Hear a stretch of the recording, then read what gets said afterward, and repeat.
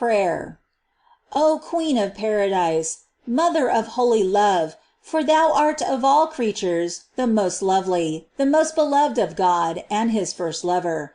Ah, suffer the vilest and most ungrateful sinner on the earth to love thee, who sees himself released from hell by thy intercession, and without any merit of his own, so blessed by thee, that he is enamored of thy goodness.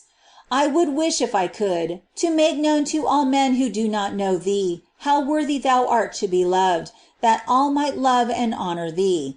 I would willingly die for love of thee, in defending thy virginity, thy dignity as Mother of God, and thy immaculate conception, if it were ever needful for me to die in defense of these thy great privileges. O my most beloved Mother, graciously accept this my affection, and do not permit that one of thy servants, who loves thee, should ever become an enemy of thy God, whom thou lovest so much. Ah, unhappy me! Such once was I when I offended my Lord.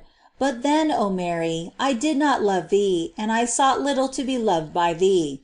Now, after the grace of God, I desire nothing else than but to love thee, and to be loved by thee.